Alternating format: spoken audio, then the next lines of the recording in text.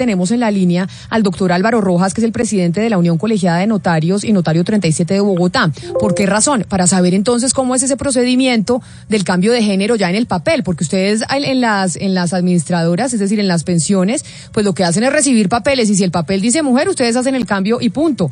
Doctor Rojas, bienvenido a Mañanas Blue. ¿Cómo es el procedimiento? Es decir, ¿qué tiene que hacer una persona para que en papel aparezca que ya no es hombre sino mujer?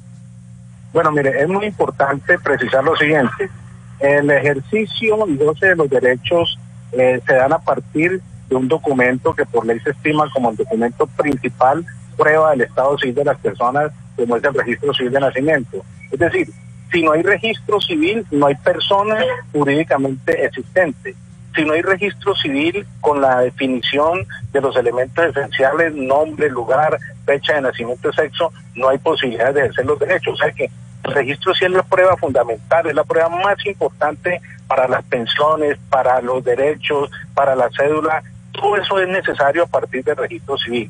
Ahora bien, el registro civil está definido como un documento único y definitivo, lo cual no implica que ese registro se pueda modificar de acuerdo a la ley y de acuerdo al procedimiento que se establezca.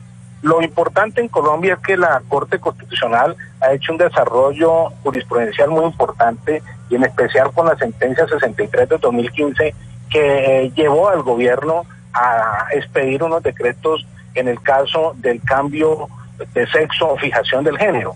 Esto se hizo dando una competencia a los notarios para que podamos corregir esos registros y adecuarlos a la voluntad de la persona que ha tomado la decisión de fijar un nuevo sexo o de cambiárselo, en otras palabras.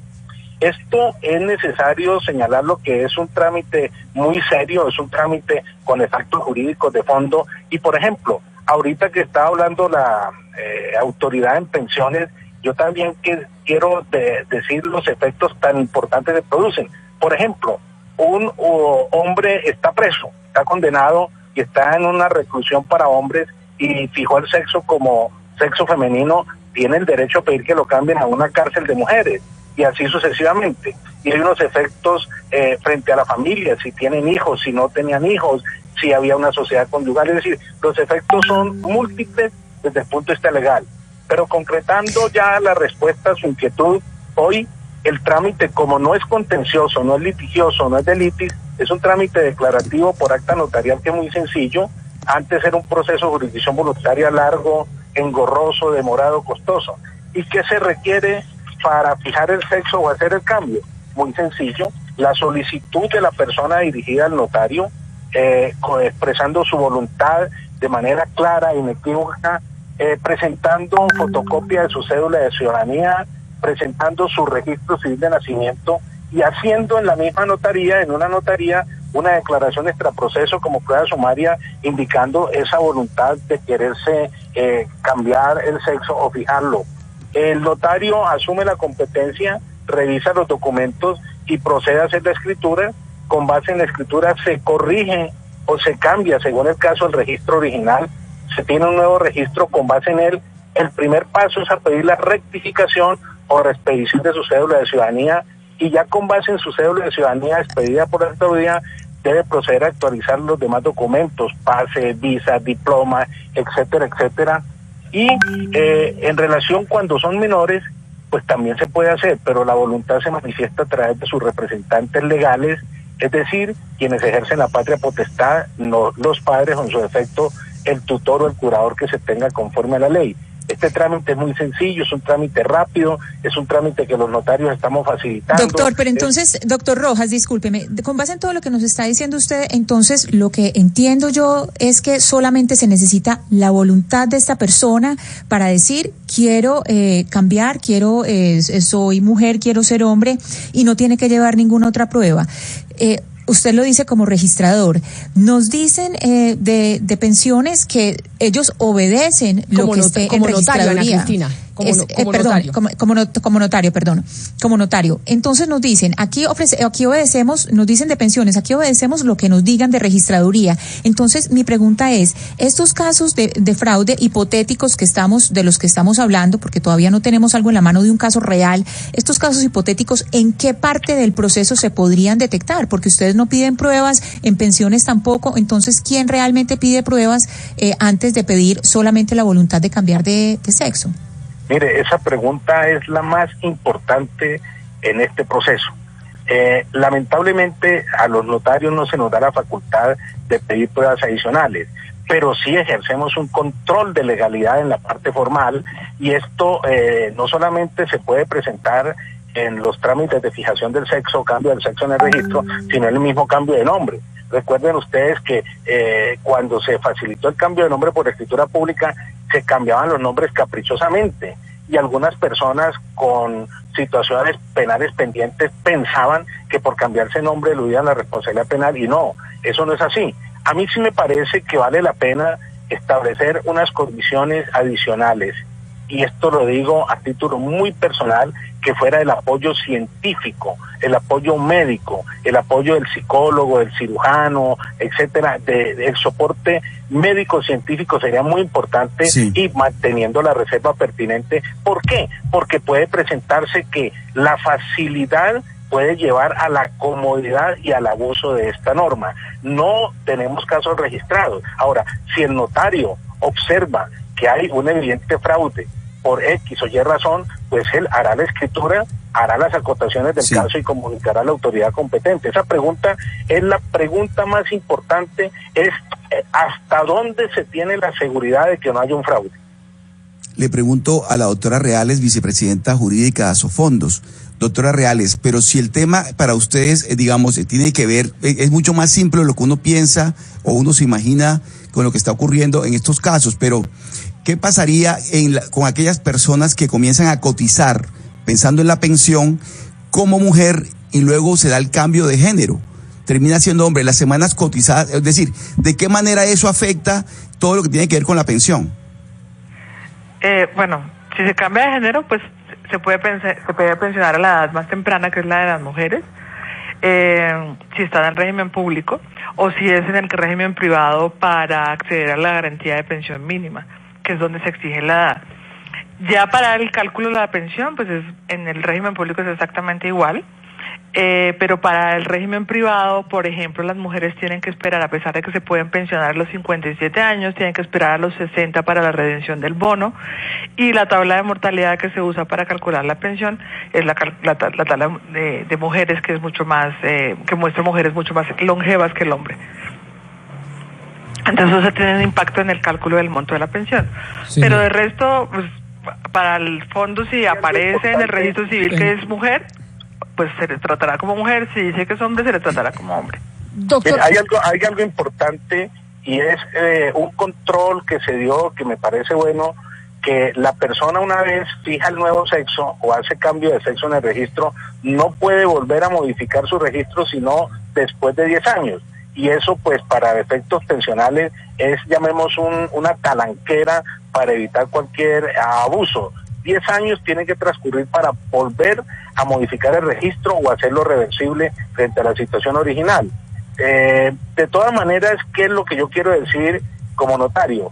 Que los notarios estamos cumpliendo la sentencia de la Corte, que los notarios aplicamos lo dispuesto en las normas legales, los decretos del propio gobierno, que estamos preparados, que el costo de esta escritura es muy bajo, eso no pasa de los 300, 400 mil pesos con las copias que se pidan, que mantenemos la absoluta reserva y privacidad de la diligencia, que no hacemos discriminación, que manejamos esto desde el punto de vista del derecho igualitario. Es decir, los notarios estamos muy preparados y haciendo nuestro oficio con lujo de competencia y entre el marco legal y marco constitucional, y obedeciendo las órdenes de los jueces, para el caso de la Corte Constitucional. Pero, señor Rojas, siguiendo eso y también sobre la última respuesta que usted dio, ¿cuál fraude? Y me explico. Si una persona quiere, por mera voluntad, cambiarse de sexo cada 10 años, ¿cuál va a ser y cuál podría ser entonces la talanquera que el Estado colombiano, a través de los notarios, que son servidores públicos por extensión, puedan hacer? Claro, perfecta su pregunta. Diga usted, se modifica el sexo para acceder a mejores condiciones, por ejemplo, en el tiempo para la pensión, por decir algo. Obtiene la pensión y vuelve a echarse para atrás porque ya obtuvo ese derecho.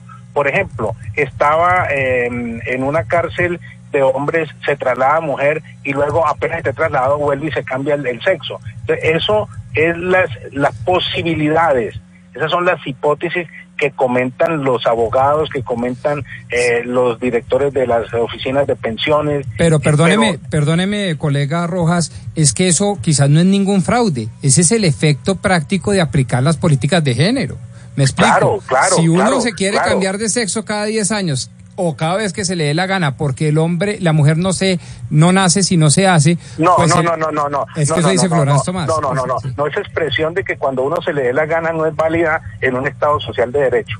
Eso sí sería un abuso del derecho, porque uno no puede de pronto, por solo capricho y porque, comillas, como lo dice usted, se me dio la gana, no. Es conforme a lo que dice la ley y en observancia a los preceptos legales. ¿Por qué? Porque esto está regulado por normas de orden público y la ley dice que cuando una situación está regulada por orden de público, ninguna persona, ningún particular puede aplicarla a su acomodo o a su antojo. Entonces lo que hay que mirar es el marco legal, el marco de respeto, el marco de igualdad de derechos, el marco de observancia de la ley, el marco de considerar y preservar el registro civil como una prueba fundamental. Es que el registro es tan importante que si una persona no acredita su nacimiento con el registro, no es persona. No, sin duda, doctor Rojas, yo puedo estar seguramente de usted, simplemente estoy tratando de hacer de abogado de oficio para entender a cabalidad los alcances de lo que estamos discutiendo. Y el tema aquí es ¿cuál?